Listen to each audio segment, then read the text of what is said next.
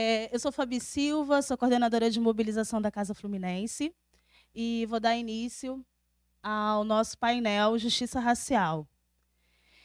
E a gente visa, com esse painel, conversar sobre a criação de um programa de redução de mortes violentas e de letalidade policial, a necessidade de implantar políticas de reparação econômica, psicossocial e de direito à memória e garantir projetos que promovam maior equidade na política.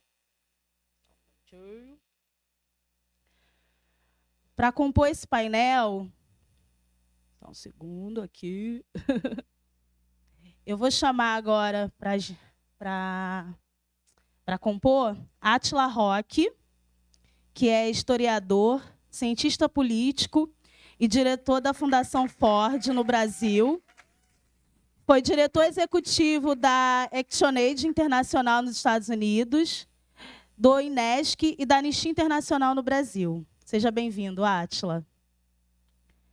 Chamo também para compor nosso painel a Tuane Nascimento, mais conhecida como Tux, cria da Vila Operária, estudante de Direito da UFRJ, diretora executiva do Perifa Connection, liderança do Favelas na Luta, integrante da Coalizão Negra por Direito. Seja bem-vinda. Maravilhosa.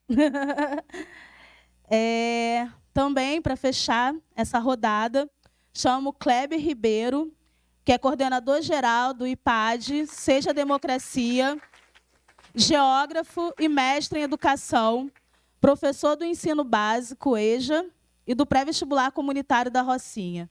Seja bem-vindo.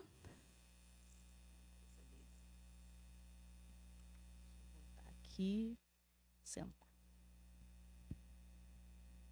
Primeiro dizer que é um prazer mediar, né, esse painel. A gente só fera aqui.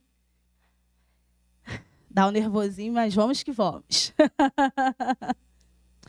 E aí, pensando na chamada do nosso painel, trazendo esse olhar sobre a letalidade policial, no caso, letalidade violenta, né? Eu vou começar, para a gente poder desenvolver um bate-papo, trazendo alguns dados que foram levantados pela Casa Fluminense. E aí não tem como não agradecer o Lucas, nosso cabeça assim, da casa, que faz um levantamento extremamente importante. E aí eu vou começar apontando alguns dados para a gente poder construir uma narrativa a partir deles. O indicador da letalidade violenta, em 2021, chegou a 4.755 mortes no estado, sendo que cerca de 3 em cada 4, 3.463 desses óbitos ocorreram na região metropolitana.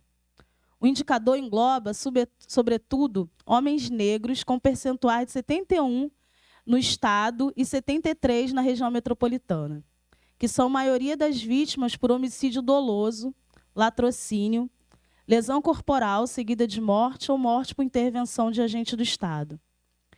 E aí, já em relação às mortes por intervenção de agente do Estado, um dos crimes que compõe o indicador da letalidade violenta na região metropolitana do Rio foram mais de 1.200 mortes. Vale ressaltar que dessas mortes, praticamente todas foram de homens e mais de 80% foram de negros nessas duas localidades. Cerca de 36% dos óbitos da região metropolitana ocorreram na Baixada Fluminense, com pelo menos 440 registros, sendo que desses registros, 361 dos vitimados foram homens negros, assim. Isto é, 82%. Já no leste metropolitano, foram 316, cerca de 26% na região metropolitana. Muito por conta de São Gonçalo, onde houve 17% de todos esses casos. Tanto no estado quanto na região metropolitana, 99% dos vitimados por agentes do Estado são masculinos e 78% são negros. Pensando no tema da mesa, né, que a gente está buscando aqui conversar sobre a criação de programa de redução de mortes violentas e de letalidade policial e a necessidade de implantar políticas de reparação econômica, psicossocial e de direito à memória, que visa, né, garantir projetos que promovam maior equidade na política, eu gostaria muito de ouvir, começando pelo Átila, o que você, a partir dos dados que a gente levantou, Átila, vamos pensar assim, porque a gente já trouxe os números que são extremamente negativos. Mas como a gente pode, a partir desse apontamento dos dados, pensar caminhos para a gente mudar essa realidade?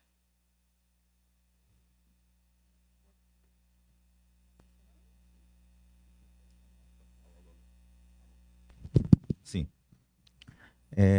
Boa tarde, Fabi. Bom, antes de mais nada, que lindeza, que felicidade. Não é meu primeiro evento, né, da Casa Fluminense, nem é o primeiro Fórum Rio que eu participo, então queria, mais uma vez, parabenizar, né, a Casa, o Fórum, Henrique, todas as pessoas que fazem esse trabalho tão incrível, né, que é esse documento aqui. Eu sugiro fortemente que a gente mergulhe nesse documento, porque nenhum de nós aqui pode reivindicar ter caminhos ou a solução, mas certamente aqui tem várias pistas importantes, né, por onde a gente deve seguir. Eu queria, de certa maneira, Fabi, quando você estava falando desses dados e falando da situação, do contexto da região metropolitana do Rio, de certa maneira, nós estamos falando do Brasil, né? E não estou falando só de um Brasil sociogeográfico ou população, com um certo perfil. Estou falando de um Brasil profundo. Estou falando do Brasil que do qual nós fazemos parte e que nos revela, né? Que é um Brasil que foi, pensando o título desse painel, né? Justiça social, reparação, antirracismo. Ele é um Brasil que foi construído justamente na negação, na denegação reiterada, né, da justiça social, da igualdade, na afirmação da violência como fator de mediação e controle social e no racismo, né, que atravessa todas essas relações com seus matizes, né, mas que certamente é o fator principal de desumanização e exclusão e autorização da violência do Estado e privada. Então, acho, na verdade, a região metropolitana do Rio, por várias razões, inclusive históricas, ela é como se fosse a síntese profunda dessa construção de 5 séculos, né, que está ancorada sobre a exploração, a exterminação de um certo corpo, né? E aí eu trouxe aqui, porque ainda estou processando essa imagem, essa foto que está na capa da Folha de São Paulo de hoje. Não sei se alguém aqui teve a oportunidade de olhar, né? Nós temos nessa foto um policial, não sei se é do Batalhão Especial de Operações ou se é da Guarda Municipal, apontando o que parece ser uma carabina automática, né? Assim, pela foto não dá para saber, mas é certamente uma arma de grosso calibre, para a população em estado, né, na cena de usuários de crack. Uma das cenas, uma cena que, na verdade, nos últimos dias nós tivemos várias operações em São Paulo, né? Eles foram expulsos de uma praça que, por coincidência, se chama Princesa Isabel, né? Foi de onde essas pessoas estavam. Na ocasião dessa, acho que foi no último dia 11, na ocasião que esse evento ocorreu, uma pessoa foi morta por um baleado, né, pelo que as imagens mostram, por um policial, né? E agora segue esse processo. Essa foto, ela revela muitas camadas, né? Muitas camadas. Tem uma camada que é a camada da constante desumanização, porque para que a sociedade autorize, veja, nós estamos falando de um dos maiores jornais do maior país da América Latina. Não é trivial uma foto dessa aparecer num jornal dessa importância e não acontecer muita coisa, né? Vamos ver, né? Pode ser que eu me engane, tomara que eu seja desmentido pelo noticiário hoje à noite, né? Tomara que todos os jornais do Brasil amanhã falem disso. Tomara que essa foto ganhe muitos prêmios, porque eu acho que esse fotógrafo foi absolutamente genial ao capturar esse momento, que é o momento em que o Estado mostra a que serve, a que veio e qual é o que está, a que foi chamado. Foi chamado para exercer controle social rígido e forte sobre uma certa população. Não se iludam, somos nós, né? Essa população somos nós, né? É só uma questão de... É um passo atrás do outro, né? Mas nós estamos todos e todas, nós, sobretudo os pretos e pretas das periferias, das favelas, das situações expostas a essa violência institucional, estamos todos e todas muito próximos, estamos a um passo, ou 2 ou 3, no máximo 5, desse lugar. Então, não é um outro, né? Então, essa desumanização ela é muito pensada, né? Tem controle, porque essa violência, e aí assim, a violência no Brasil, a violência institucional, a violência, quando a gente fala um programa de redução de homicídios, nós já tivemos vários ao longo da nossa história recente, né? Eu trabalho com a agenda da segurança pública e da redução de homicídios há muito tempo e, assim, o que não falta são bons exemplos, boas ideias, a gente pode debater qual é o melhor, qual é o pior, mas não é nem por falta de dado, nem por falta de propostas de reformas institucionais, novos desenhos de polícia, etc., que nós não temos um bom plano de redução da violência. Eu acho que nós temos que dar um passo atrás para reconhecer o quanto essa foto somos nós e, na verdade, do que se trata quando nós nos reunimos aqui, quando produzimos documentos como esse. Se trata da gente, e quando a gente fala de reparação e justiça social, né? A reparação e a justiça social só será possível com a reinvenção desse Brasil. Assim, lamento, mas é mais ou menos só isso, né? E esse passo... E aí é o que me traz muita esperança, o trabalho todo da Casa Fluminense e do Fórum Brasil, esse passo começa onde o nosso pé está mais próximo da terra. E os nossos pés estão mais próximos da terra justamente na cidade, né? Justamente no nosso redor. É aqui que tem que começar. Eu não tenho nenhuma expectativa, nós já somos, a minha geração em particular, eu devo ser um dos mais velhos aqui. Aliás, quando eu completei 60 anos e várias de vocês estavam lá comigo, eu fiz uma festa que se... Eu fiz uma festa que se chamou Preto Velho Vivo. Porque não é trivial, né, gente? Eu chegar aos 60 anos, 62 agora. Né? Não é trivial. Então, só para começar essa conversa, eu queria trazer essa foto, não preparei nada muito detalhado, recebi agora a agenda, na verdade, mas eu acho que a esperança nossa está em a gente fazer dessa dinâmica o objetivo das nossas vidas e provocar, a partir daí, uma discussão sobre o Brasil, né? Porque o Brasil somos nós. O Brasil são essas pessoas que estão naquela foto, né, da qual nós estamos a 2 ou 3 passos, e esse é o mesmo Brasil que é negado reiteradamente para que se sustente uma certa estrutura de poder que resulta no que nós estamos vivendo hoje, né, um regime de promoção das piores paixões que nós temos na nossa trajetória.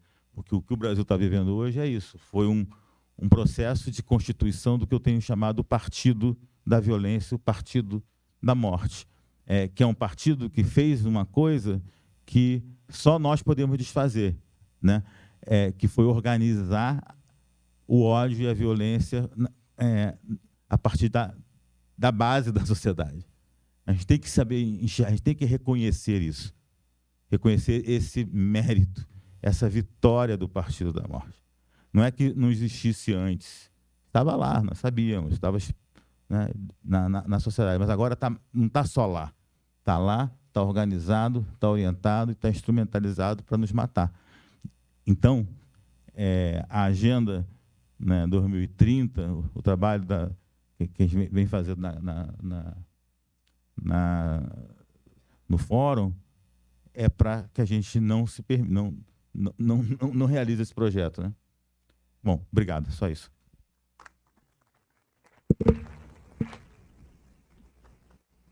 Obrigada, Átila. É sempre muito potente te ouvir, assim. E, ao mesmo tempo, você traz uma inquietação que é necessária para a gente pensar e continuar nos movendo também. É isso. Tux. Pode repetir a pergunta, que eu já dei uma leve esquecida. A partir dos dados que eu apontei, realmente foram muitos, não tem como lembrar de todos, mas principalmente pensando no aumento da morte né, por parte da letalidade violenta. Assim. Pensando nesses dados, quais apontamentos que você pode, né, trazer para a gente mudar esse panorama? Ou então pensar em possíveis mudanças, vamos dizer assim. Oi, gente, me apresentar, já falou, né? Só que eu queria lembrar, né, que eu sou do Perifa Connection, do Movimento Caxias. Então, muito do lugar que eu vou falar aqui, eu vou tentar falar a partir da lógica do território, que a Átila mesmo, né, já apresentou. E eu acho que eu começaria, né, dizendo que a primeira coisa que tem que ser feito, e que a Causa Fluminense, né, faz muito bem, puxando o saco, né, porque eles me convidaram para estar aqui, é reconhecer a favela, né, como um território da zona do não ser. Isso é muito importante, né, de ser reconhecido, porque a gente sabe que a violência das pessoas com as pessoas negras, ela acontece em todo lugar, né? E essa é a grande crueldade, né, de ser negro, uma das grandes crueldades de ser negro onde nós, né, vivemos nesse país. É que dentro da favela, você vai sofrer a violência e a violência vai ser legitimada, porque foi ali, né, foi o território que o Estado brasileiro criou para que os negros fossem violentados. E se você estiver fora da favela, você vai sofrer justamente de pessoas que não acham que ali é o seu lugar. Então, eu acho que tanto para quem está fora quanto para quem está dentro, entender o que se acontece na favela e resolver a partir do território, de favelas e periferias, a questão racial, né, do genocídio negro, mas a gente vai conseguir avançar, né? Porque foram os lugares que foram feitos para isso.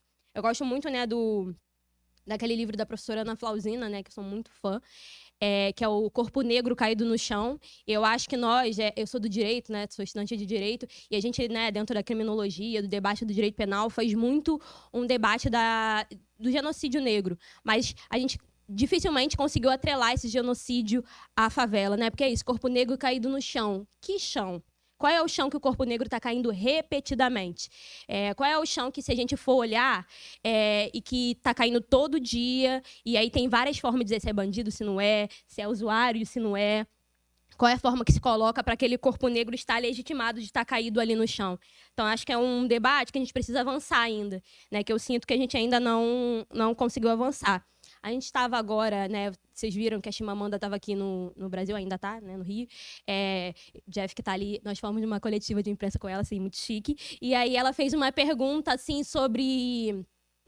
A gente falou de favelas para ela, ela falou que não conseguia compreender. E aí ela fez uma pergunta de qual é a relação de favela e pessoas negras? No momento, eu não sabia nem explicar, porque para mim é tão intrínseco que eu fiquei assim, ué, qual é a relação? E você fica assim, como... Qual é a relação que não tem, entendeu? Não tem nem como te explicar porque isso é tão óbvio, né? Mas não que eu tô falando, né, gente, mal da Chimamanda, né? Até porque ela não sabe da nossa realidade. Mas aí eu parei para refletir e pensei, gente, realmente, a gente é tão intrínseco pra gente, a gente não colocou isso no papel, assim, para poder... Claro, muita gente colocou no papel, né?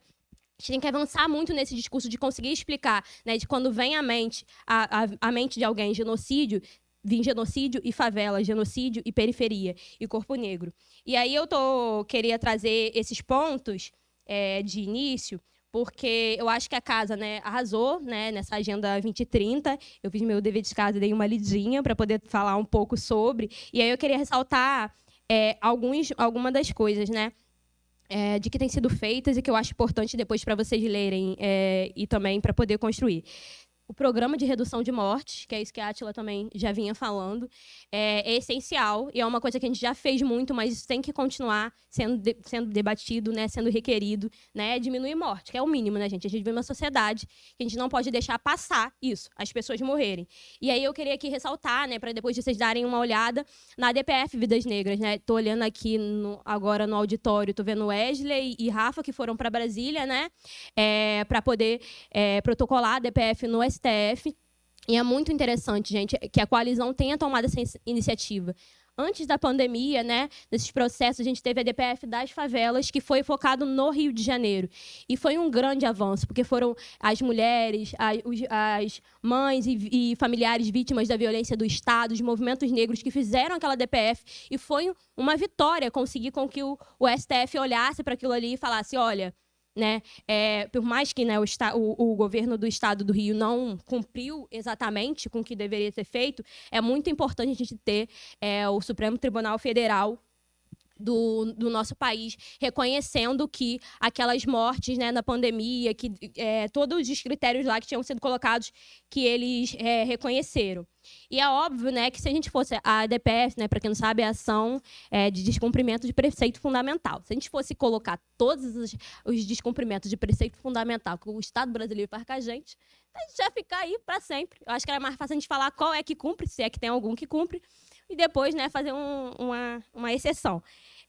Mas eu entendo que é muito importante essa iniciativa da Coalizão Negra por Direitos. Então, aí também é um chamado para que vocês vão lá e, enfim, olhem, né, apoiem essa iniciativa que a coalizão tomou. Outra coisa que também me chamou muita atenção é um dos pontos, que eu acho que foi o B2, que é o garantir oportunidades. É muito importante que a gente pense a lógica da justiça, né, da justiça racial, pensar o genocídio da outra ponta, né? Porque é óbvio que eles têm a necropolítica na mão, né? A necropolítica que é nada mais que o poder de decidir quem morre, né? E aí eu acho que nós, como movimento negro, como movimento social, nós temos que fazer o contrário, nós temos que tomar na nossa mão o poder de decidir quem vive, né? Nós fazemos isso, nós temos o bem viver, nós temos construído alternativas de bem viver. Isso que a Casa Fluminense coloca, né, de garantir uma oportunidade, é isso, é uma produção de vida, é reafirmar o bem viver continuamente. E nós fazemos isso através, né, dos nossos coletivos. Está aqui, eu vou puxar um saco, o Movimento da Caxias, ali, ó, fazer assim, isso. Movimento da Caxias, que é um exemplo de movimento social que tem aí produzido o bem viver na cidade de Caxias, mas nós temos muitos outros, e eu acho que nós temos que voltar muita atenção e cobrar isso do governo, né? Eu venho da Vila Operária. A Vila Operária é a favela com maior densidade demográfica da Baixada Fluminense. É uma favela muito pequena, mas se você for entrar numa rua, 1.000 gente morando em umas casinhas muito pequenas. Muito assim. Então, é muita gente morando num lugar que é menor ainda. E é uma favela que muito tempo foi considerada como enfim, um bom índice de desenvolvimento humano, etc., porque a gente não tem tantas operações policiais. Mas a gente tem uma dificuldade lá na Vila Operária, que é a dificuldade das pessoas se desenvolverem, né? Se formarem no ensino médio, terem emprego. Então, a gente vê que a maioria dos meninos negros lá, a tendência é ter o tráfico como uma alternativa de vida, isso em várias favelas. Então, quando a gente pensa em produção de vida, quando a gente pensa, né, a diminuição do genocídio do povo negro, a gente precisa pensar, né, em políticas públicas que vão ocupar essas pessoas, que vão chegar lá com políticas sociais para nós produzirmos o bem viver. Então, eu acho que essa é uma coisa que eu gostaria de chamar a atenção aqui da casa. E, por último, que já levantaram a plaquinha é o terror, gente. A plaquinha é o terror de quem está aqui na frente. Produzir a memória, né? Eu sempre lembro do o seu Edson Doso.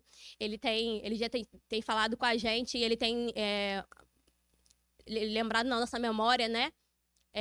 Um exemplo que eu acho muito interessante, que é o exemplo daquele agro é pop. E aí ele fala, né, que a cana é pop. A gente viu, né? A gente vê esses comerciais. E você não vê uma pessoa, né, naquelas imagens. Parece campo, aparece máquina, mas as pessoas, né, que construíram esse país, né, que fazem a cana, que fazem o café, não aparecem ali. E ele fala de como isso é uma tecnologia, uma estratégia deles de mostrar o desenvolvimento brasileiro sem mostrar quem foi que desenvolveu esse país, que fomos nós, né? Então, seu Edson sempre traz isso, eu acho isso muito importante, porque vocês falam muito da memória também. São 3 pontos, né? B10, B11, B3, da importância de resgatar, né, a memória, de deixar a memória viva. E aí, a gente tem que lembrar também das pessoas, porque as pessoas... tem muita gente que não sabe, tem muita gente que, né, não consegue, ou sabe e não consegue ligar. Mas tem muita gente que sabe, mas não quer assumir porque não quer se responsabilizar. Então, assim, trazer a memória tem várias coisas, né? Tem a questão, né, de você lembrar as pessoas que somos nós que sofremos, né? Então, lembrar, trazer viva a memória do que nós estamos aqui e por que nós estamos aqui, para que não fique uma lógica individualista. Eu fracassei, minha família está nessa posição social, porque isso traz essa política, né, que a gente vem falando das pessoas negras que não conseguem alcançar o bem viver, vivendo uma situação muito difícil, porque acham que estão em constante fracasso, mas nós não estamos em fracasso, o Estado brasileiro é um fracassado, e por isso, né, por fazer isso conosco, por não tirar a nossa humanidade. E também tem um lado das outras pessoas, do Estado brasileiro, né? Nós precisamos relembrar, trazer essa memória para responsabilizar, né? E a partir disso, a gente continuar numa luta para, enfim, conseguir romper com essa lógica de genocídio e alcançar a justiça racial, seja de que forma for, seja aquilombamento, seja aldeando, né? Seja... A gente chama de reino de Deus, de terreiro, né? A gente chama de socialismo. Enfim, qual for a forma que nós venhamos a entender que é essa... Certinho, terminando certinho. Que é esse... Entregou. Que é essa forma no qual nós vamos conseguir aí chegar com a justiça racial.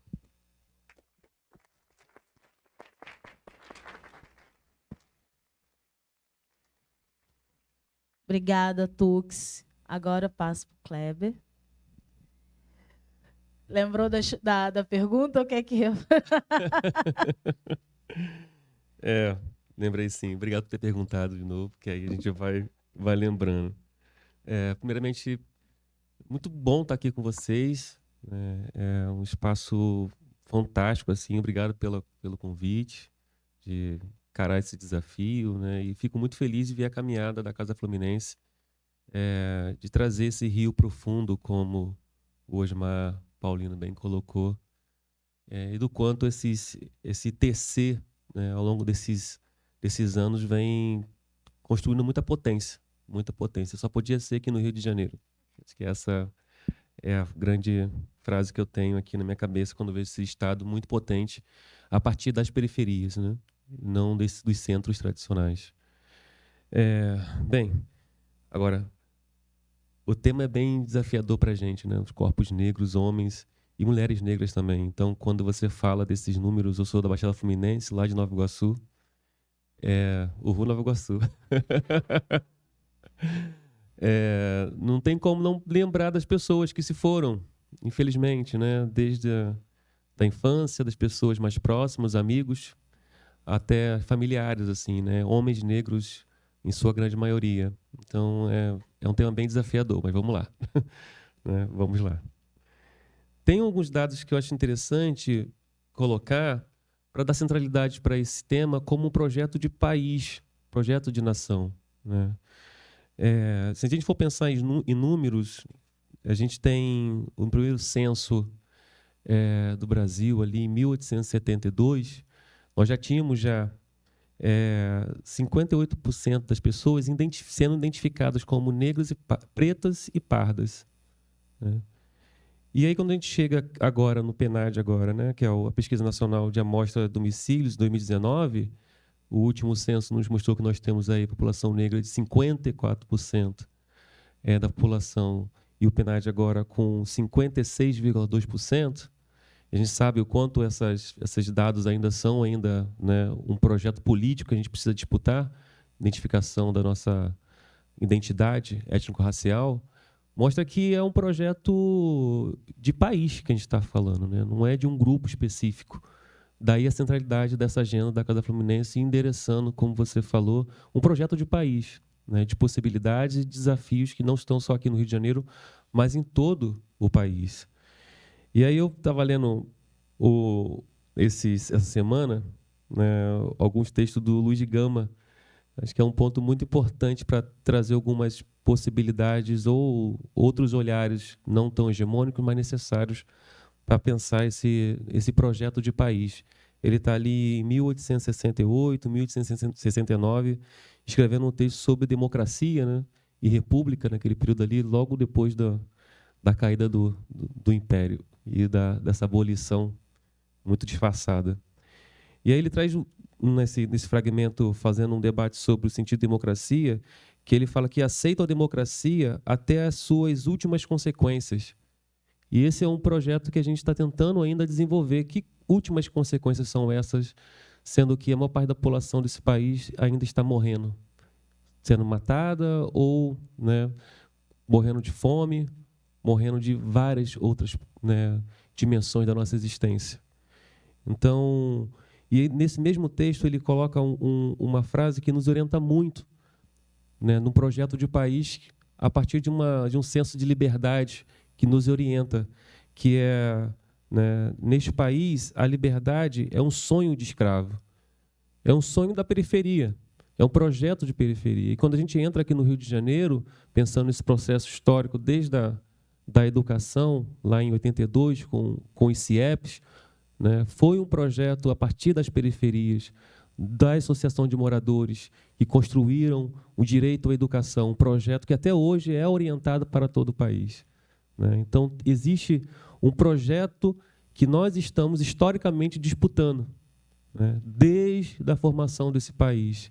E aí eu vejo a Casa Fluminense construindo essa tessitura e mostrando para a sociedade como um todo o quanto esse projeto de vida, desse bem comum, começa desde lá, né, das grandes apropriações desse território formado, que nós chamamos de Brasil, né, dos negros que vieram, dos indígenas, também desses grandes imigrantes, né, europeus empobrecidos que vieram para esse país, expulsos das suas terras também, para formar esse projeto. E aí, entrando nesse foco da letalidade do homem negro, Fabi, eu fiquei pensando assim, né? É um dado muito duro e, ao mesmo tempo, é um dado também que tem a questão de outras formas de morte colocadas que não estão nesses dados, né? Uma delas é a questão do alcoolismo, que impacta muito o homem negro, que é a questão do acesso à educação, que impacta muito o homem negro quando se coloca nos lugares de trabalho como pedreiro. Aí tem exemplos, né? Eu sei embolsar, se quiser me contratar também, pode me... como pedreiro, eu sei fazer, porque tive que aprender, não só eu, como várias pessoas que eu sei, que também fizeram isso também na sua vida para sobreviver e que diminui o tempo de vida, né? Como também tirar a própria vida da questão, né, que nós temos muito no Brasil, né, de homens e mulheres negras que, né, acaba tirando a sua vida como uma forma de aliviar alguma dor dentro de uma sociedade racista, né?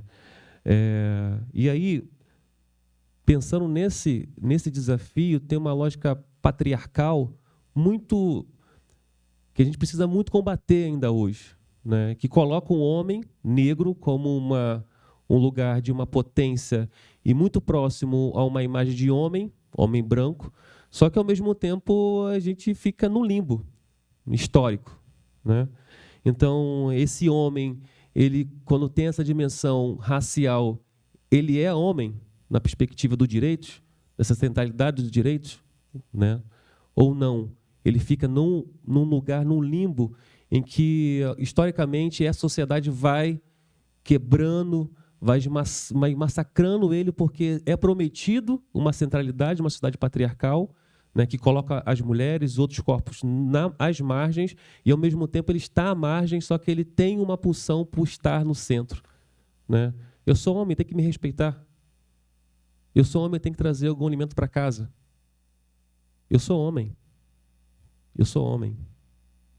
E quais são essa miragem perversa que a gente foi construindo ao longo do tempo e o quanto essa imagem vai nos quebrando, né, e frustrando e, ao mesmo tempo, construindo aí uma imagem que é: os homens negros são os que mais matam e os homens negros são os que mais morrem. né? E aqui tem uma disputa dentro dessa sociedade que é, né, uma disputa pelo homem negro. Por esse projeto, desde o Baixada Fluminense, como você falou, do Exército, né, que é uma grande saída no sentido do acesso ao emprego estável, que também coloca esse homem negro com a arma na mão, como também os grupos paramilitares também, né, que colocam esse homem negro com a arma na mão, né? Então, que projeto, a partir de democracia, de república, que tem, né, como base esse homem negro armado, dando tiro ou tomando tiro. E aí esses dados aqui apresentam muito esse desafio para a gente, né? E tem um lugar, uma arena de disputa que é fundamental, que é o projeto de educação. Aqui que eu quero trazer, acho que a agenda da Casa Fluminense trabalha muito historicamente, não é a primeira vez, vem trabalhando muito.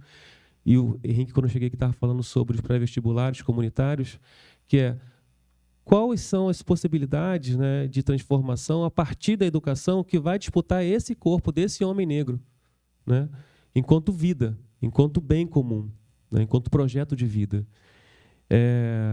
Trago aqui uma informação que são os pré-vestibulares comunitários que desenvolvem essa ação, como também os movimentos sociais, né? Formar, organizar e agir é a nossa organização, né, do IPAD, Seja Democracia, que é um curso de formação política, que é fundamental para a nossa organização a partir das periferias, que já vem sendo desenvolvida ao longo de muito tempo e que a gente entende que é nessa estratégia de formação da educação dos territórios periféricos que já vem sendo desenvolvidas que a gente vai, de fato, construir uma transformação mais potente, que nós já estamos desenvolvendo ao longo de bom tempo. Acho que Luz Gama já nos dá essa referência, sabe? Para a gente não ficar tão angustiado com esse presente que vai nos esmagaçando, só que é um projeto que a gente já vem desenvolvendo há um bom tempo.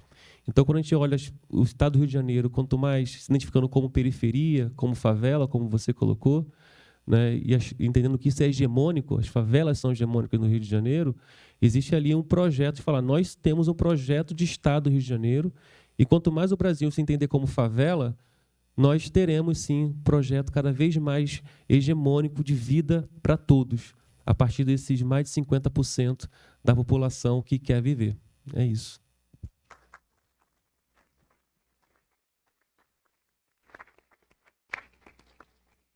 Obrigada, Kleber. A gente vai ter uma dinâmica de abrir, né, para vocês perguntarem, assim. Como a gente também tem um tempo, depois tem um outro painel, são 5 perguntas da plateia, 3 minutinhos cada. Então, quem começa, só tem que vir aqui, gente, aqui no púlpito, só no púlpito.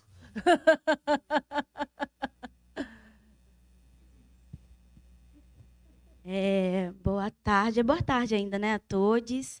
Muito feliz de estar aqui, né? Acho que a Casa Fluminense tem dado passos muito, muito importantes. Acho que o debate de reparação é um debate fundamental, né? Eu tenho olhado para o debate de reparação como uma metodologia, uma técnica de construção, na verdade, porque, na verdade, quando a gente fala, né, e eu aprendo muito com os familiares de vítimas de violência, quando a gente fala para elas sobre reparação, elas têm certeza de que existe uma impossibilidade de reparação. Reparação está dentro do escopo, né, que fala sobre a mudança de chave de construção de políticas que nos enxerguem, porque, na verdade, tem uma dimensão de construção do direito que olha para pessoas negras, e acho que dialoga muito com o que a Tux traz, que olha para pessoas negras numa perspectiva de interdição. Né? Na verdade, o direito ele não é só garantia, o direito é construído por 2 esferas distintas, e desde a construção da colonização, do processo violento de colonização, o direito se constrói numa perspectiva de liberdade e cidadania para corpos brancos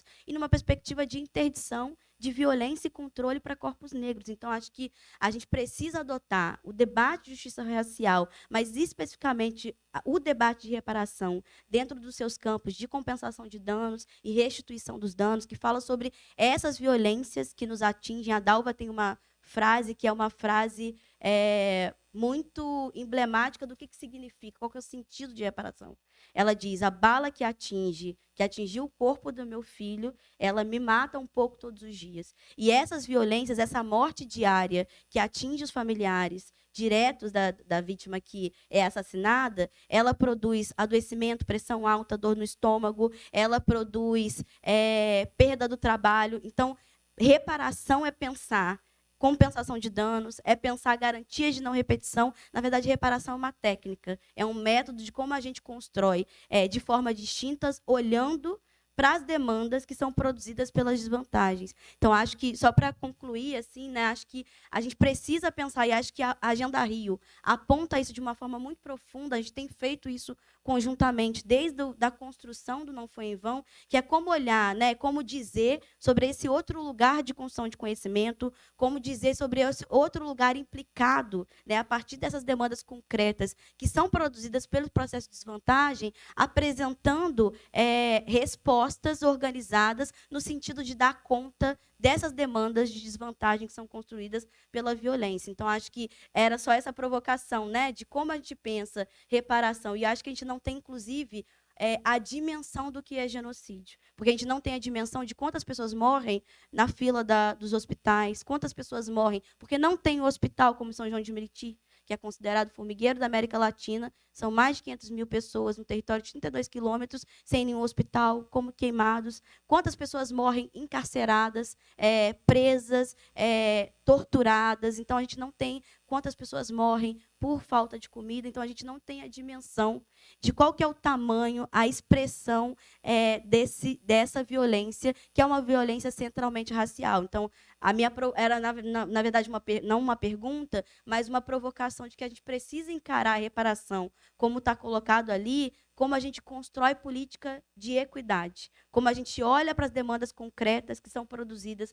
por essa violência e produz, dentro do âmbito do Estado, essas respostas que nos enxerguem, que deem conta da nossa realidade. Um exemplo disso é que a gente fez um mapeamento em 2018 sobre estruturas que atendiam mulheres que tiveram seus filhos assassinados na cidade do Rio de Janeiro. Não existia nenhum serviço organizado que atendia essas mulheres. O primeiro serviço que foi lançado há 2 meses atrás foi um serviço que eu organizei, que eu idealizei quando estava coordenadora de enfrentamento à violência no município. É sobre isso. É como a gente pensa essas demandas para construir respostas concretas que apontem para a vida. Obrigada, Rafa.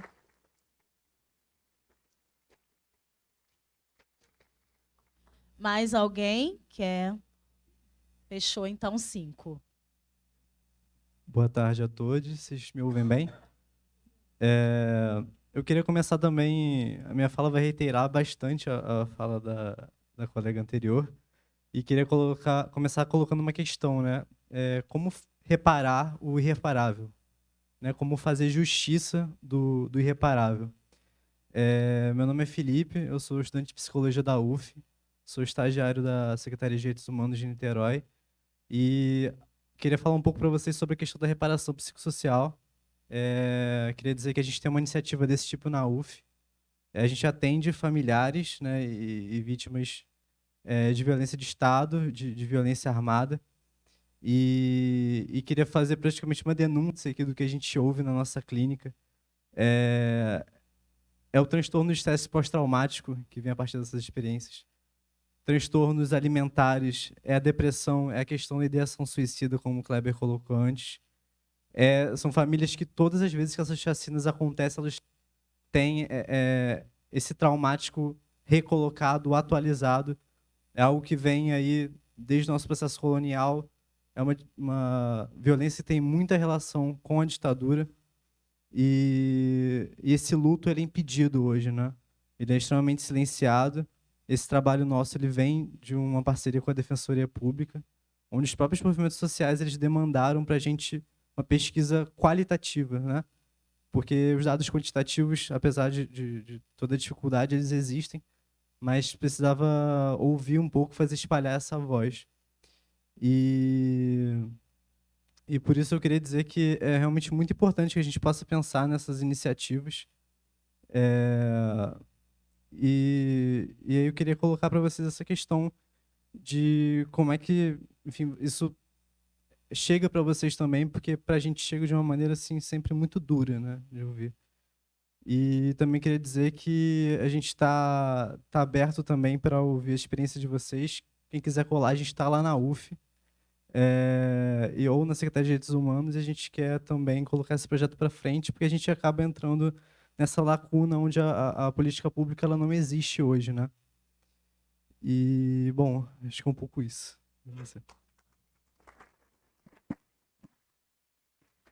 Obrigada. Você. Rose, você é a última, tá?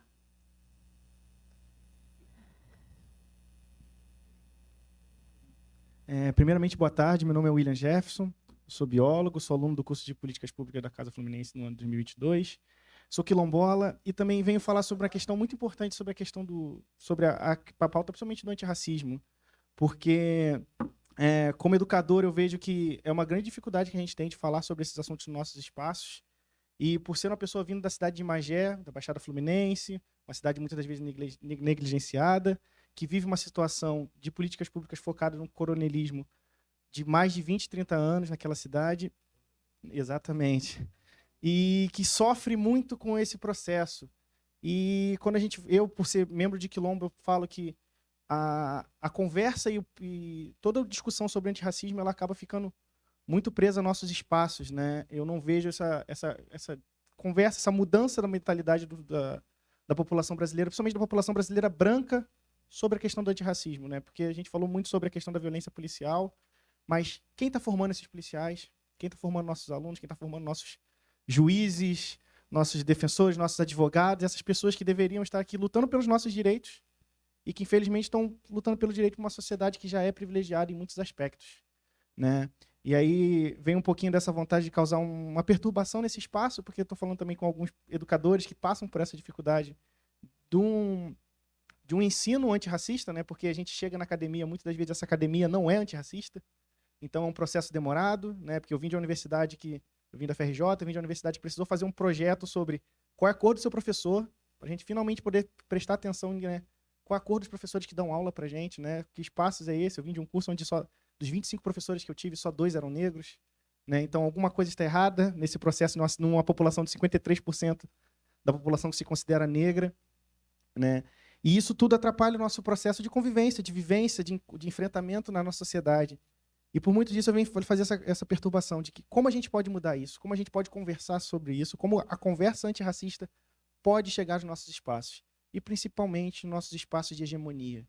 Quando a gente fala de um Brasil, a gente fala de um Brasil dominado por religiões cristãs, católicas, neopentecostais, que por muitas das vezes acabam matando a nossa população negra, né? Eu falo da Baixada Fluminense, o pessoal que aqui de Caxias conhece. Em um único dia, 15 casas de matriz africanas foram atracadas pelo tráfico, e foi um projeto planejado. Da onde veio esse planejamento? Né? Quem teve essa iniciativa de falar para todo o sistema do tráfico atacar casas de matriz africana? E eu fui obrigado a ver numa reunião sobre a questão de segurança sobre isso, a mãe do santo falar que estava com um fuzil na cabeça porque ela não podia tocar o tambor dela, sabe? Então, se alguém está fazendo isso, e às vezes nem é o Estado, às vezes é a nossa própria população, quem está fazendo isso? Então, que a gente consiga levar esse debate antirracista, que a gente consiga levar isso nos espaços onde eles mais precisam ser falados, para a gente conseguir mudar essa questão e reparar todo esse problema causado pela escravidão e pelo preconceito aqui no nosso país. Muito obrigado. Obrigada, querido. João.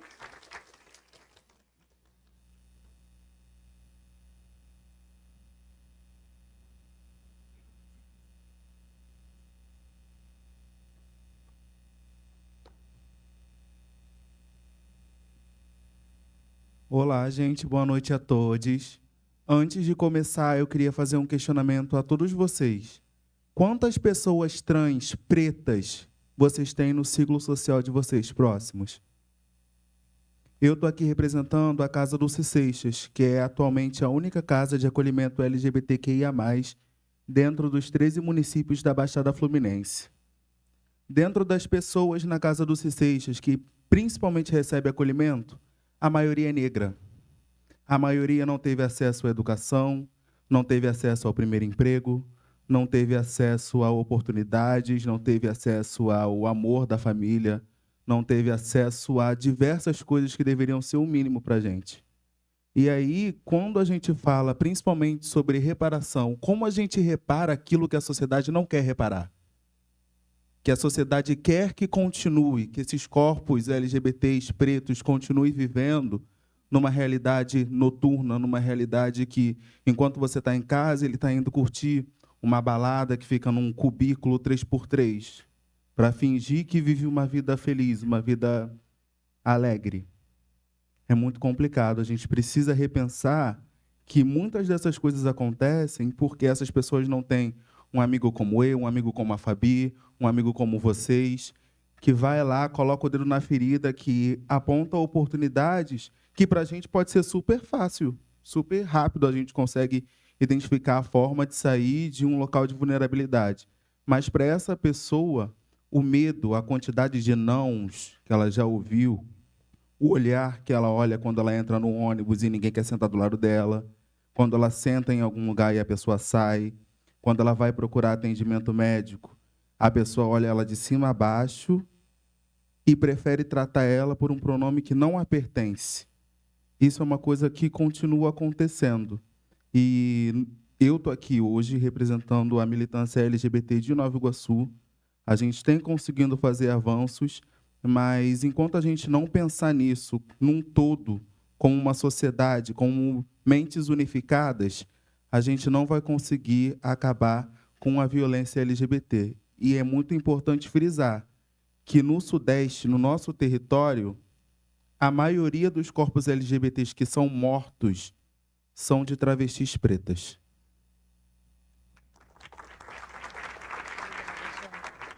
Rose?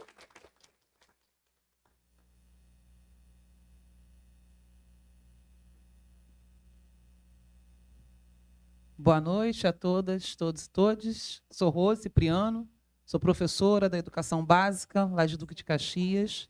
Né? Saudar aí a Casa Fluminense, entender que está trazendo esse território, porque a gente precisa se perguntar, nós somos periferias da onde, né? Qual é o centro? Será que o centro não é a periferia? Então, acho que estar aqui com companheiros que são da Baixada Fluminense e de outras periferias é fundamental. E aí, pensando em justiça racial e reparação nos dias de hoje, né? A gente está aí mês de maio, 134 anos dessa abolição inconclusa, em que há algum tempo a gente discutiu até reparação financeira. Mas hoje a gente queria jogar a provocação para vocês, pensando como essa reparação se daria nos dias de hoje. Pensando numa perspectiva de que hoje o Estado é aquele que mais viola os direitos, né, que mais viola a possibilidade de bem viver da população negra.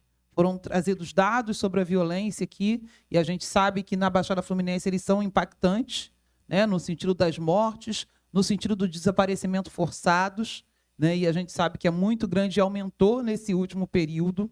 Então, se a gente for pensar hoje, e é essa provocação que eu trago para vocês, em reparação e antirracismo, qual é a perspectiva do Estado hoje, nesse contexto? Como que a gente pode pensar? Porque eu vejo hoje o Estado como um violador de direitos. E aí a gente não está falando só na segurança pública, né? Quando a gente trabalha, né, eu e Rafaela estamos nas articuladas que faz o levantamento da violência institucional. E é o Estado que mais viola o corpo das mulheres negras, quando vai falar da saúde, que mais viola os corpos negros, e haja visto o que aconteceu com as crianças de Belford Roxo, né, num primeiro atendimento onde esse direito foi violado. Então, para a gente pensar, né, como que se constrói essa reparação e essa política antirracista diante desse Estado violador. Tá? Obrigada, Rose. Gente, eu vou voltar agora para os convidados, para eles poderem fazer, né, dar a resposta aí a partir das colocações que foram feitas. E aí, se a gente se manter, tá tudo certinho aqui na programação, eu reabro para mais 3 perguntas, tá bom?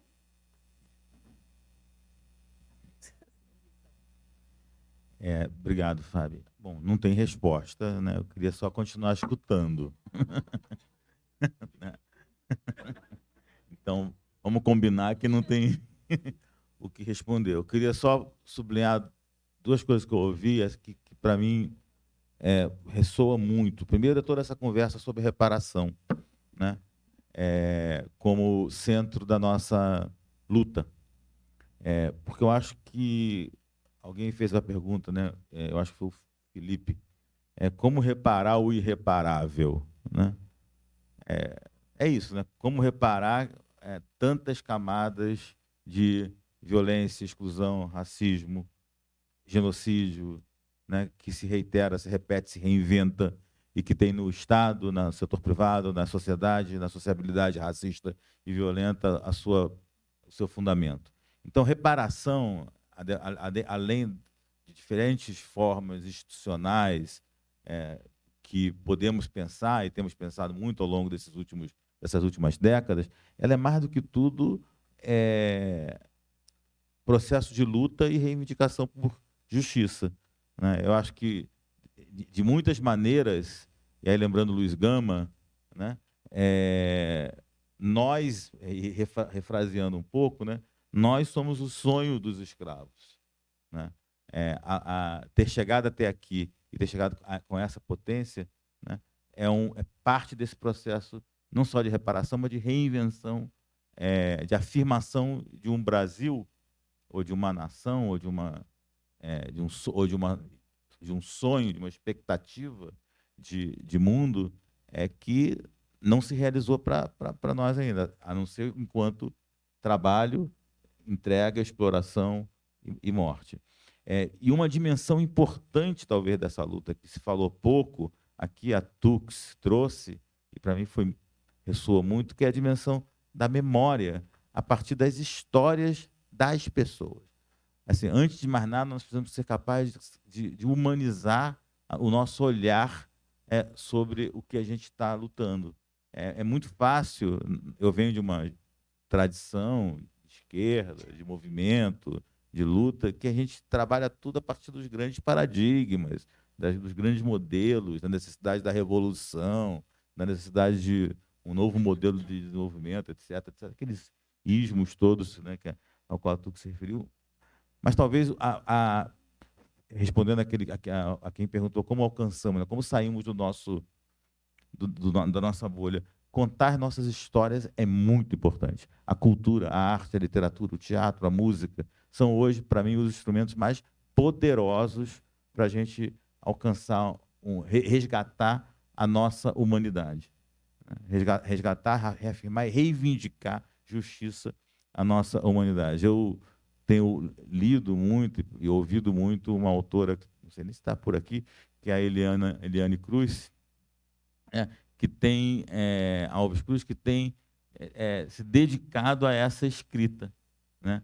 A Tux falou na Chimamanda, podemos falar de muitas outras, mas no Brasil nós temos a Eliane Cruz, que está trabalhando esse resgate, como tivemos antes também outras autoras, né, desde Conceição Evaristo e antes dela. Então, acho que memória, resgate das histórias é super importante, mas não tem nada a responder, não, desculpe. Igualmente, não temos nada para responder, mas nesse rolê da reparação, eu acho que uma coisa importante é a gente, que falado também, de pensar as várias formas de genocídio, né? Porque é isso, o genocídio final, cruel, né? O genocídio que a gente fala, letal, né? Que as pessoas perdem a vida, mas tem muitas formas de genocídio em vida, né? Que a gente, né? Que o Estado brasileiro vai criando para poder parar a população, né? Eu te falar de um suicídio, e a gente está aqui num momento do país que as pessoas estão passando fome, muita fome, no qual a gente voltou para vários lugares. E é isso, e aí eu não tenho resposta, mas o que eu gosto do movimento negro e da gente é que a gente faz as paradas, né? Então a gente não responde, mas a gente está produzindo alguma coisa. Então é isso, tem a campanha ET, e a campanha Tem Gente com Fome. Então, se ao mesmo tempo, né, o Estado brasileiro propõe um nutricídio, a gente propõe uma campanha baseada aí no poema do Solano Trindade para poder tentar resolver alguma coisa, parar alguma coisa, que é a campanha da Coalizão Negra por Direitos. O colega estava falando do adoecimento, né, e pensar a depressão, né, o que é isso para o nosso povo. E aí, às vezes, parece bobeira, mas eu converso isso muito com a minha irmã, e que ela fala, cara, Tuane, não é possível que essas meninas daqui, né, quando a gente fala, né, das pessoas que moram na favela, a gente fala, não é possível que elas não querem viver uma vida melhor, que não quer sair dessa situação. Tenta, tipo pensar, né, mas a gente não para pensar o que é ser uma mulher ou ser um homem negro, favelado, periférico, que está nesse lugar, né? As pessoas, e aí é porque a gente não tem como diagnosticar, mas as pessoas, muitas das nossas pessoas já estão muito apegadas à pulsão de morte, né? Uma pulsão destrutiva, né? Perderam totalmente a pulsão de vida, que é essa pulsão de continuidade, de lutar, de viver, de avançar, e vai simplesmente, né, indo. Então, eu acho que pensar também a parte, né, psicológica, mental, da construção, né, do ser é muito importante para a gente também barrar o genocídio, porque o nosso povo, muitas vezes, o povo negro, tem também não conseguido chegar nessa justiça racial, porque o Estado já introjetou na gente essa pulsão de morte. E também, eu ia falar de outro ismo, o epistemicídio, esse epistemicídio, né? E pensar também como que o saber também nos leva, e é isso que tem muito a ver com o que a gente estava falando da memória, como o saber, e o colega que falou ali das universidades, também transformam a gente, nos leva a construir caminhos, leva o Estado a construir caminhos que aniquilam os nossos saberes, né? E para isso aí, mais uma vez, propaganda, que a propaganda são as respostas, né? Aí o Perifa Connection, tá aqui a Andressa do Observatório de Conhecimento, mais nós, está ali a Débora, enfim, vários coletivos que nós estamos construindo, né? A campanha de celebração dos 10 anos da lei de cotas, né? Que conseguiu colocar nossas pessoas, né? Os alunos dentro da universidade, e hoje nós temos outras políticas de ações afirmativas para tentar barrar também essa forma de genocídio que é o epistemicídio. Do antirracismo, né? O antirracismo é isso, virou uma grande coisa. Tem várias coisas que abarcam o antirracismo. Eu acho ótimo, porque cada um faz o que pode, mas eu acho que nós, a partir do que nós temos, né? Nós temos tentado incidir de diversas formas. E aí também mais uma propaganda, né, do Comitê Antirracista. É que a gente tem muita gente fazendo muita coisa, então é importante falar, gente. Eu gosto de falar de todo mundo das coisas que estão fazendo, né? Comitê Antirracistas, que é uma iniciativa da Uniafro, que já está aí na rua, que está prevendo, né, como conseguir virar essa chave na qual estamos, né, não só 2022, mas daqui para frente, pensando muito na frase célebre, que todo mundo sabe, da Angela Davis, né, que não é necessário, né, só não ser racista, mas sim ser antirracista. E ontem estava numa conversa com a Luana Genot, né, que é do Instituto IDBR, e ela também, né, que eles falam, né, o prêmio sim é igualdade racial, né, que eu acho que também responde muito isso, né, não é só dizer não ao racismo, dizer sim à igualdade, então sim à justiça racial, enfim, iniciativas que estão fazendo alguma coisa. Para encerrar, né, o que Rose vinha falando, né, sobre essa lógica da periferia, que de fato, eu lembro que o Wesley colocou uma vez num relatório do SESEC, eu não lembro, se você lembrar o nome ajuda, mas eu lembro que era mais ou menos assim, toda a periferia é um centro quando não há margens que oprimem, né, o poema. Eu não lembro quem escreveu, mas eu gosto muito desse poema, e toda vez, né, quando a gente fala de periferia, realmente, né, a gente usa esse nome, porque é um nome, né, que a gente, enfim, que pensa, e é até político, né, de colocar o lugar que a gente está, né, de realmente que é o Estado que está afastando a gente, mas é óbvio que nossas favelas têm produzido muita vida e têm produzido muitas alternativas, tanto que eu fiz propaganda de várias que eu falei aqui. O nosso povo é especialista em resistir a despeito do que o Estado brasileiro tem feito com a gente, né, não fez nada pela gente, sim, faz coisas contra a gente. A despeito de tudo isso, nós estamos aqui. Tinha aí, né, a expectativa de a gente não ser mais do aniquilamento da população negra, né, no livro Genocídio no Negro Brasileiro, do Abdias, ele fala isso.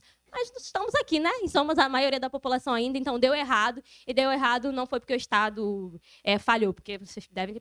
Como a Atila falou, né? O Estado é muito bom em aniquilar a gente, mas nós somos melhores ainda em resistir e nos manter vivos.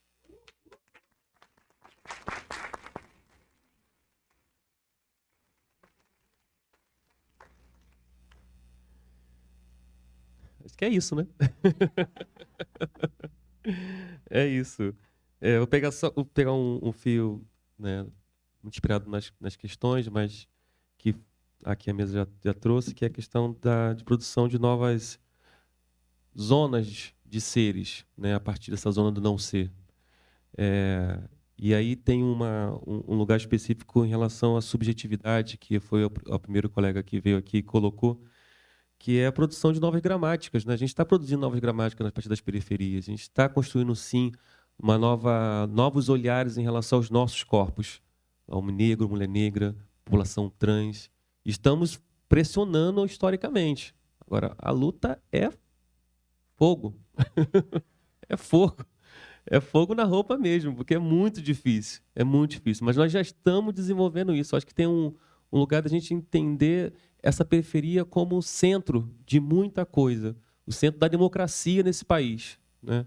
E aí, dialogando com a última fala, né, de como pensar em reparação, eu lembrei muito de uma fala de mãe que é ocupar, não tem outro papo, tem que ocupar. Ocupar os espaços, ocupar com nossos corpos. Desde o período desse grande sequestro dos corpos negros em África para cá, o que nós temos de nossos corpos. E vamos ocupar, estamos ocupando. A periferia está ocupando e isso constrange essa população. Isso constrange esse grupo que, né, é menor do que os 50%, em que constrange por quê? Porque a gente está questionando para essas pessoas e falando o seguinte, cara, nós somos mais de 50% da população. Você, no longo do seu dia, você encontra muita população negra e você só vive com medo. Você vive 24 horas, talvez 15 horas, 20 horas com medo das pessoas negras que você encontra ao longo da sua vida. Diariamente, olha que loucura. Nós estamos questionando esse sentido de felicidade. Nós estamos questionando esse sentido de ser pleno, dessa branquitude que foi colocada, a partir da nossa existência. Nós estamos ocupando. E aí, nesse ano de eleição, né, é fundamental a gente entender cada vez mais isso e formar, organizar e agir. Porque desde lá das nossas mães, eu acho que muitos aqui, pelo menos, né, da minha experiência, que não conseguiu estudar, porque não teve acesso à educação, mas falou, filho, ocupa, vai, dou um jeito aqui, se vira, né?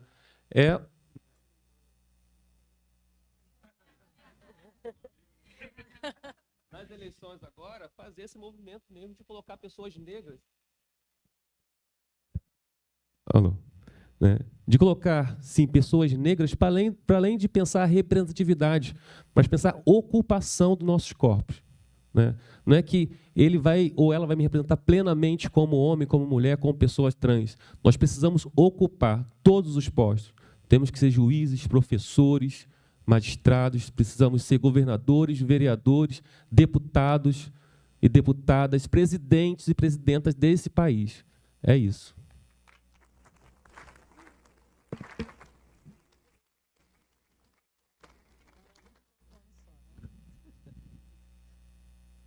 Acho que o outro acabou a bateria. Como a gente ainda está com um tempinho, mais 3 perguntas da plateia. Um aqui, pode vir logo. Você já tinha falado. 2, mais um. Boa tarde, pessoal. É um prazer estar aqui com vocês e lindo realmente o que todo mundo falou e contribuição também dos colegas aí em cima. Eu queria começar talvez lembrar para a gente que a gente está no museu, né? E temos esse museu, temos um museu maravilhoso aqui ao lado também, o Museu da Manhã. E a gente não tem um museu decente sobre a escravidão e sobre o que aconteceu com a gente, né? Em relação à nossa história, né?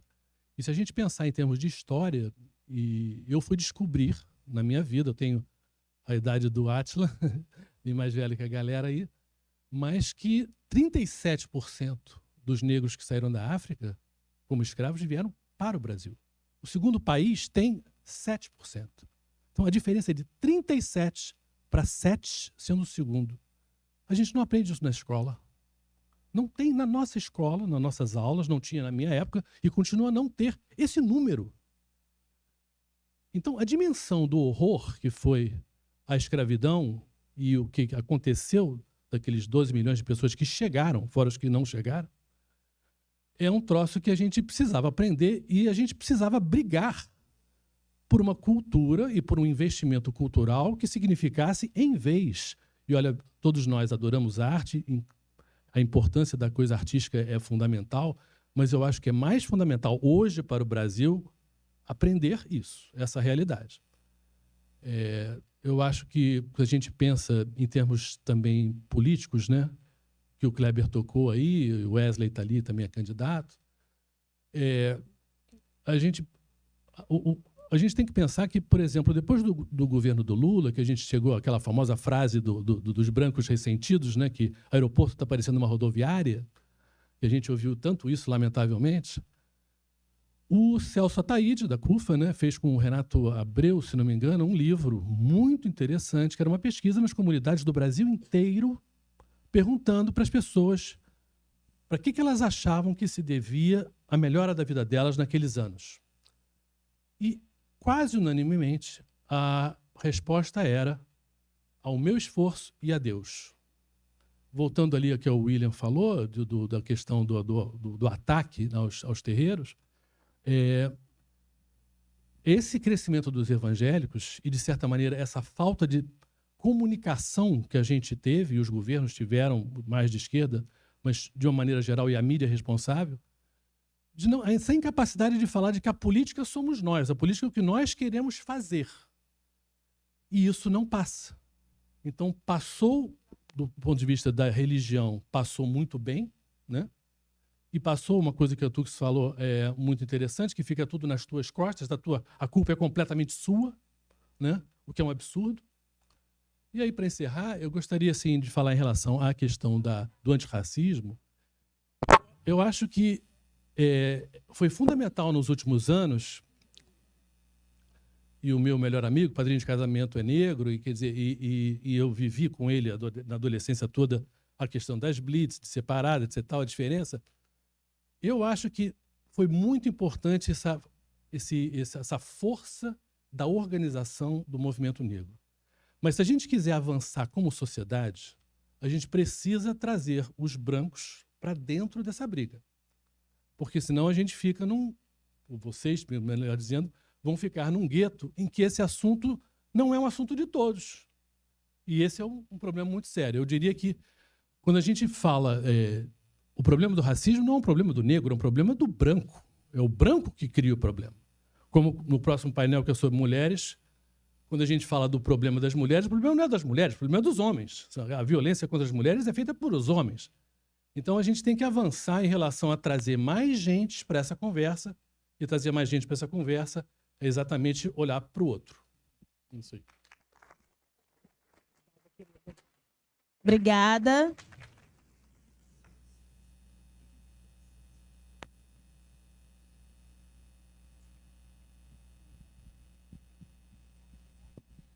Oi, boa tarde. Meu nome é Yasmin, eu sou jornalista.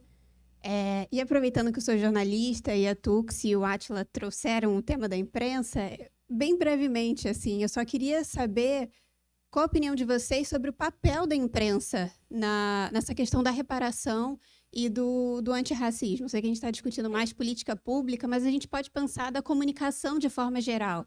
Porque eu sei que estou puxando sardinha para o meu lado, mas eu acho que tem um papel bem importante. Obrigada.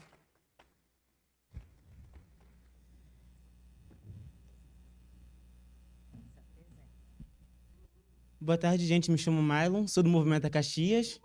Caxias.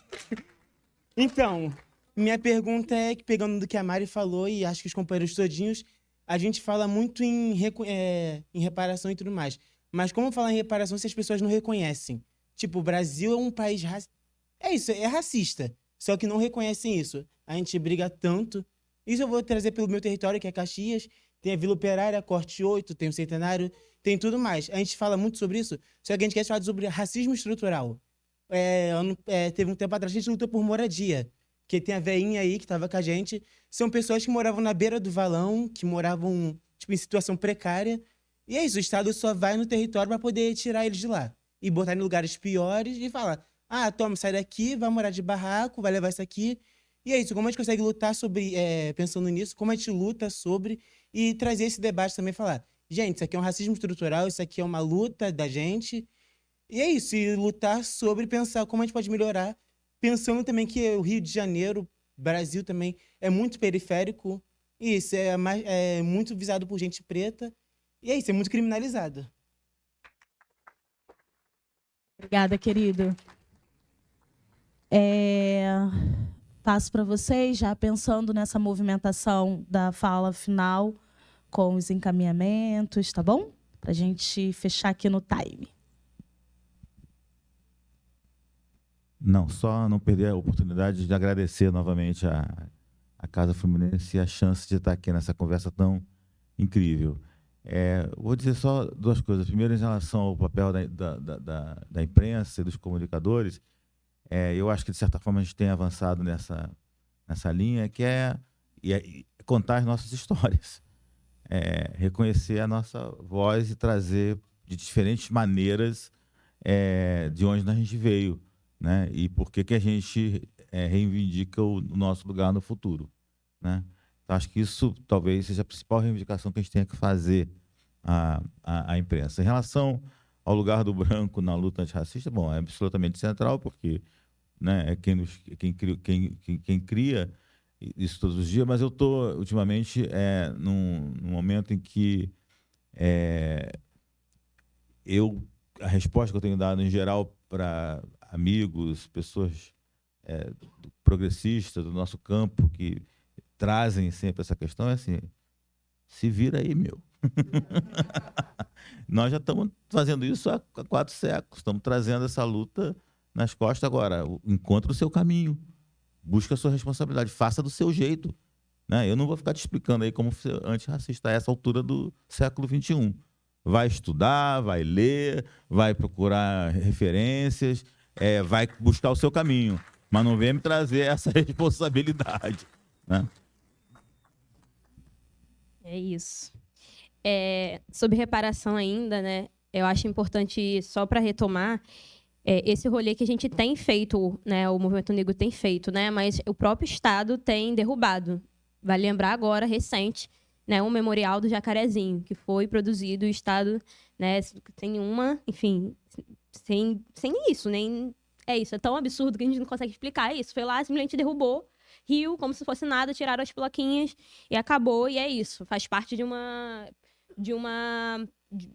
política pública de segurança derrubar um memorial.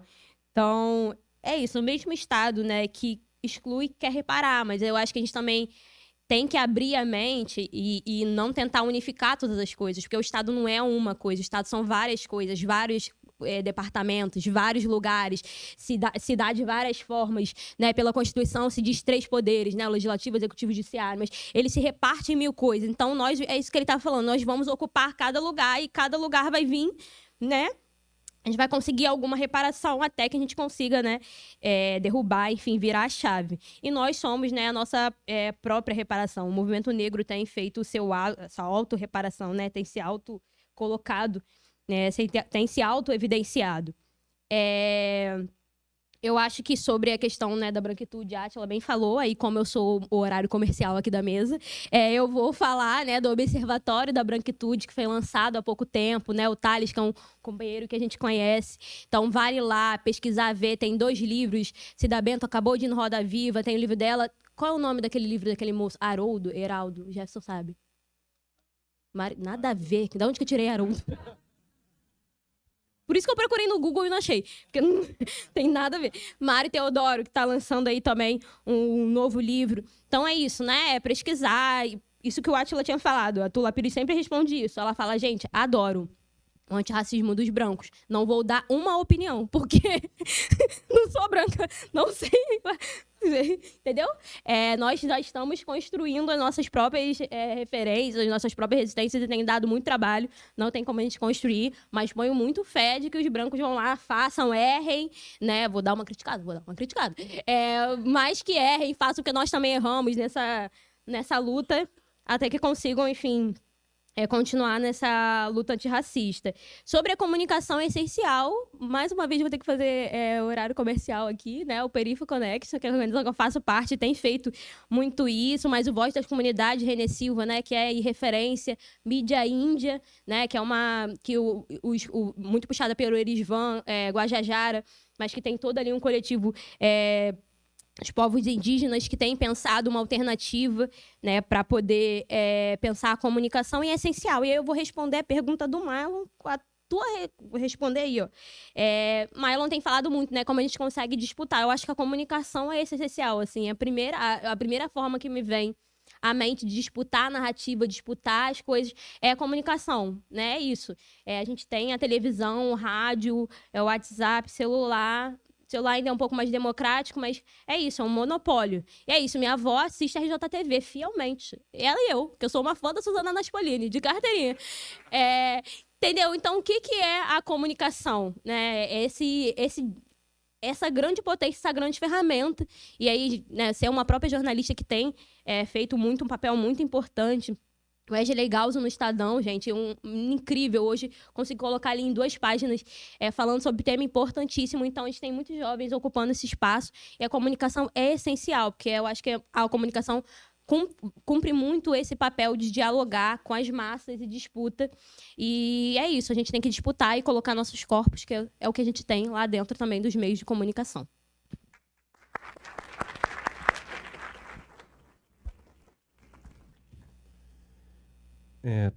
Em relação a essa questão, né, do problema do racismo e dessa população, né, branca, tem uma fala que me inspira muito, que é do Milton Santos, né, quando vai responder no Roda Viva. Você falou do Roda Viva, eu lembrei dele.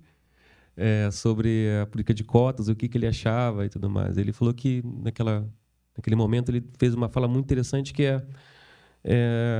a população brasileira precisa, antes de, né, a gente discutir isso, a gente precisa discutir o que a população brasileira quer fazer com os negros. E aí trouxe uma dimensão naquele momento, que é pensar em responsabilidades, não culpabilização. Então, o projeto de país só vai ser feito com todos e com a maioria desse país. Então, a população branca, ela precisa se entender nesse contexto. Acho que nós estamos vivendo um momento muito de constrangimentos, né? Constrangimentos. Eu acho que é esse momento que a gente precisa mesmo demarcar que nós somos a maioria, no sentido numérico, que nós queremos sim diálogos, produzimos muita coisa ao longo da história desse país, de escrita. Começamos falando aqui do Gama, que é um escrito lá atrás, né, e tem alguma coisa ligada com a comunicação, que é qual é a dificuldade dessa população ouvir, entender. E daí está a questão da branquitude, como você trouxe. Né? Existe uma dificuldade muito grande da população branca entender que não é a dificuldade da periferia entender a questão do racismo. Eu entendo de forma diferente. Né? Acho que a dificuldade está exatamente na produção, nesse questionamento de felicidade e de lugar de prosperidade que foi construído enquanto progresso para esse país, a partir da população branca, de uma narrativa hegemônica que a gente está quebrando e está incomodando, sim. Né? Essa ocupação está incomodando, mas acho que esse é o caminho, isso que nós temos para oferecer, né? De falar, galera, nós estamos aqui juntos, né? E vivendo juntos, ocupando juntos. Se vocês querem, vão embora. Agora a gente precisa cuidar da nossa vida e seguir juntos.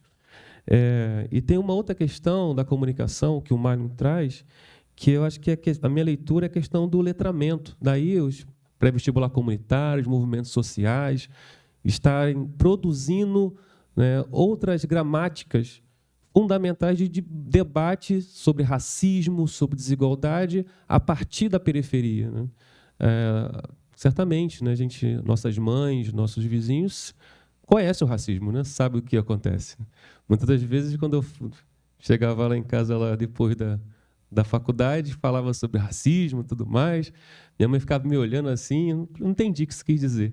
Mas no dia a dia mesmo, Kleber, anda com a roupinha mais social, porque essa hora é perigosa. Que bom que você está usando óculos, porque o óculos, né, parece que você tem uma cara mais séria e o policial vai demorar um pouco para te identificar, né? Ainda mais que eu sou negro de pele clara, então corta cabelo baixinho. Tem toda uma leitura, uma gramática produzida, Marlon, que eu acredito que a gente precisa, a partir dela, sim, né, discutir, debater racismo e caminhos junto com os mais velhos, que a comunidade já está fazendo isso já, senão a gente não estaria aqui. Né? Tem uma confluência aí muito, muito importante. E é daí o português, né? A gente pensar novas gramáticas que já vêm sendo desenvolvida e a gente precisa cada vez mais, a partir do IPAD, já fazendo já minha fala final, que é um espaço de formação política, de juventude negras, né? De como a gente constrói percursos de formação política e apoia essa juventude dos coletivos, não só no Rio, mas em vários lugares do país, Nós temos, desde 2019 até agora, mais de 2.000 jovens que passaram pelo curso de formação política, de vários lugares do país do Nordeste, muito concentrado também aqui no Sudeste, que, a partir desse desafio, a gente está tentando construir novas gramáticas. Não vai ser aquela fala, né, na academia, que é fundamental, importante, que a gente vai conseguir dialogar com pessoas que estão ali com ensino fundamental, ensino médio, com uma trajetória de muita luta, muito trabalho, e falar, mano, existe uma coisa chamada racismo estrutural, e tem outros tipos de racismo, vamos discutir. A gente vai fazendo de outras formas, que, né, vocês já vêm fazendo já, né? Acho que boa parte das respostas, conhecendo muito bem o movimento de vocês e me encantando bastante, você já vem fazendo, é isso. Eu não agradeci na minha fala. Nem vou falar nada, né? Que a Maria chegou ali. Ai, eu adoro ela, eu sou muito fã. E eu não tenho coragem de falar, aperta essa mulher. Mas queria agradecer a Casa Fluminense pelo convite. É isso. Maria chegou, a gente fica meio assim. Primeiro, agradecer assim, a contribuição de vocês. É sempre um prazer, eu sou suspeita, né? Porque eu sou fã. E também a todo mundo que colocou aqui seus questionamentos, fez seus apontamentos, eu acho que é importante. A ideia do fórum é esse movimento de troca. E é muito louco hoje eu estar aqui nesse lugar de pensar mediação, porque eu sou, vamos dizer assim, eu sou cria dessa organização, né? Saí desse lugar de aluna e hoje estou no lugar de coordenadora. E muito pensando que a gente começou com os dados, com a parte trágica, que é esses apontamentos, trazendo aí os números, que são números que machucam a gente, porque a gente sabe, quando você falou, né, do óculos que te dá, quando a sua mãe fala que o óculos te dá segurança ali de não ser parado. Ontem, na minha aula, uma aluna trouxe... por conta do mestrado, eu estou fazendo estágio supervisionado, aí uma aluna trouxe que ela ficou com muito medo de andar ali no Maracanã, porque ela estava com uma touca. E por ela ser retinta, ela passou no meio dos policiais e ficou desesperada, ela chegou gelada na sala. Porque, para ela, quando ela chegou no Rio, uma das coisas que a mãe dela falou é: não anda com essa touca no Rio de Janeiro, porque vão botar coisas, falar que você está carregando qualquer tipo de droga e tudo mais. Então, é a touca, é o óculos, é o cabelo baixinho. Mas a gente também, pensando em tudo que a gente trouxe, a ideia não é sair daqui triste, sabe, ressabiado, desanimado. Pelo contrário, é pensar também nos caminhos possíveis que vocês trouxeram na fala de vocês, que é os caminhos que a gente da casa também ajuda a traçar. Todo mundo está com a agenda? Todo mundo recebeu a agenda? Quem não recebeu aí, levanta, porque aí a gente tem aqui uns exemplares. Aqui, ó, Lucas, pode fazer esse movimento de entregar? Maravilha! É só porque eu vou pedir que quem já está com a agenda, página 20... Vai lá. Ó, saindo aqui, vai lá. Página 20. Porque a gente está falando sobre propostas, sobre pensar possibilidades, pensar futuro. E aí a gente traz propostas de um possível futuro, um futuro que a gente quer construir junto. Assim. É construir enquanto possibilidade, enquanto sociedade civil organizada, que se coloca no enfrentamento de todas essas questões negativas que a gente trouxe inicialmente na nossa fala. Quando todo mundo tiver, eu inicio, porque tem uma galera aí recebendo.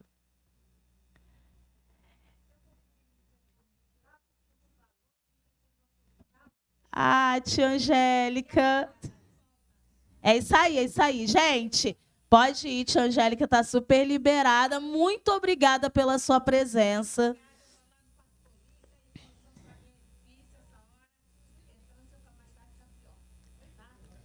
Muito obrigada pela sua presença aqui.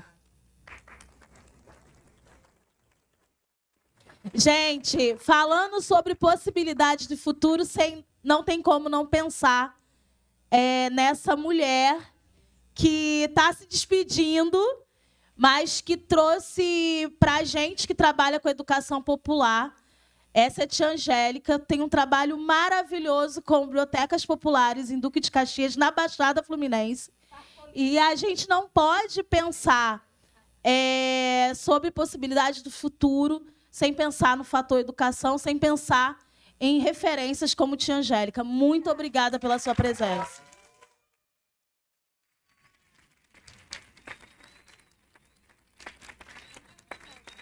Seja muito bem-vinda. Todo mundo já está com a agenda, página 20. Não vou falar de todas as propostas, vocês têm como dever de casa manusear, pegar, usar isso aqui como livro de bolso, porque a partir das propostas que estão colocadas aqui, a gente pode e deve construir uma sociedade que a gente busca ter. Assim. Então, eu vou parar na proposta B1, que eu acho que é importante, que dialoga muito com o que a gente conversou aqui, que é criar programa de redução de mortes violentas e revisar o plano estadual de redução da letalidade em decorrência de intervenção policial. Propondo metas e ações articuladas em distintas esferas do poder para reduzir o genocídio de jovens negros e aumentar a cooperação entre os órgãos públicos para elucidar assassinatos e desaparecimentos forçados, de forma justa e celere. Reestruturar a Secretaria e o Conselho de Segurança Pública. Publicizar os protocolos de atuação policial como medida de transparência e integridade, fortalecendo os mecanismos de formação, capacitação e valorização profissional, e os instrumentos de combate à corrupção, além de afastar agentes reincidentes em casos de homicídios. Lembrando que todas as propostas colocadas na agenda, tanto no caso, proposta para a justiça racial, climática, econômica e de gênero, foram propostas construídas com vocês, sociedade civil. Então, assim, quando a gente traz para cá o B1, que é criar programas, programa de redução de mortes violentas, é porque isso chega para a gente nesse lugar que a gente traçou aqui no decorrer do nosso encontro. É necessário pensar ações para esse futuro que a gente está buscando construir. E essas ações vêm da gente. Vêm da sociedade civil organizada, que se propõe a pensar, através dos projetos de educação populares, dos pré-vestibulares, das organizações da sociedade civil, como o Lab Jaca, Data Lab, Perifa Connection, Movimenta Caxias e tantas outras organizações, organizadas como a Casa Dulce Seixas, que está ali para apoiar e acolher a população LGBTQIA+, da Baixada Fluminense. Então, é ampliar esse diálogo, pensar caminhos, e esses caminhos, gente, quem vai traçar somos nós. Não vai ter solução milagrosa, mas se a gente se unificar, se a gente pensar, construir essas propostas juntos, e juntas, a gente vai conseguir. Porque não adianta, não tem solução milagrosa, mas existe futuro, sim, porque a gente está aqui lutando por ele.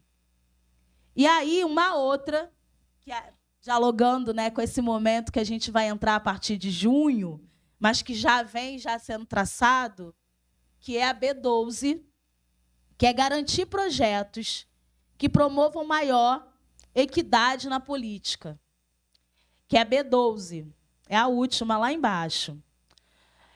Dando mais espaço e voz para grupos menos representados, como negros, LGBTQIA+, através de destinação obrigatória de recursos do fundo eleitoral e tempo de propaganda no fomento à visibilidade, representatividade e pluralidade de representantes e propostas de políticas públicas para essas populações. Valorizar e qualificar os servidores públicos com formação permanente e a adoção de políticas afirmativas para garantir a diversidade racial e de gênero, tanto em concursos públicos como em cargos de liderança e gestão. A gente está no momento que a gente está iniciando o processo, Temos aqui o Wesley, a Rafa, a Rose que saiu, eu acredito que tenha outros pré-candidatos também, que estão aí entrando nesse cenário da disputa eleitoral. E é um cenário que a gente sabe que é uma disputa quando quem está disputando esse lugar são os corpos pretos, favelados, periféricos. E eu acho que pensar nessa proposta, que é garantir projetos que promovam maior equidade na política, é essencial para que tudo isso aqui, que a gente falou no início do nosso encontro, diminua gritantemente. Eu acredito que o cessar vai ser a longo prazo, mas a diminuição ela é possível a partir da implementação da proposta 12. Como a Átila, a Tuxi e o Kleber trouxeram nas falas deles, a mudança ela já vem acontecendo, né? A gente está aqui, a gente está ocupando esse espaço, e a maioria das pessoas que estão aqui são corpos pretos e periféricos. Isso já é uma resposta de como essa mudança está sendo estrutural e ela está sendo feita. E como uma boa educadora, para encerrar essa fala, porque a gente trabalha com poesia, né, gente? Porque não tem como só falar de tristeza, a gente também tem que falar de amor e de arte. E a poesia é a minha casa, não tem como não falar dela. Sérgio Vaz, um poeta paulista, em Flores de Alvenaria, ele escreveu assim: dai-me tua mão, amor. A madrugada tem olhos que machucam, e as ruas estão cobertas de pequenas estrelas, anunciando que o passado sombrio caminha contra a liberdade do futuro. A neblina tem olhos que delatam, e noites sem pão nem flores querem de novo sentar à nossa mesa, já tão farta de antigas dores. Corpos negros sangram nas calçadas, e enquanto o asfalto trama o fim da paz, o sangue dos famintos escorre surdo no rap triste e nas filas dos hospitais. No calendário, os dias marcham com velhas botinas. É inverno em plena primavera, e o outono não tem fim, deixando marcas profundas em nossos corações, que sonhou ser orquídea com a mesma força de capim. Não te larga de mim, amor, entre cegos e tiranos modernos, entre rosas e espinhos, de mãos dadas tenho forças para caminhar. O vento sopra os fantasmas para as praças, o ódio com gás é servido nas mesas dos bares. Os lobos clamam a carne da desgraça, e sorrir já não é permitido em nossos lares.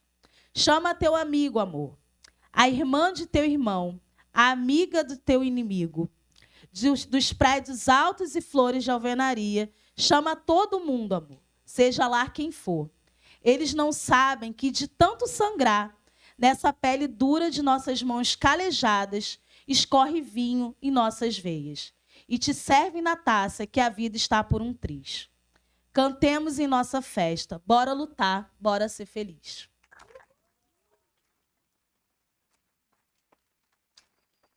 Então é isso, gente. Encerramos o primeiro painel. Lembrando que a gente tem o outro agora, que é Justiça de Gênero. Dá aquele momentinho de ir ao banheiro rapidinho e voltar. Lembrando que não tem lugares marcados. Então, assim... Então, é bem rapidinho mesmo esse pit stop. Obrigada a todos e a todas.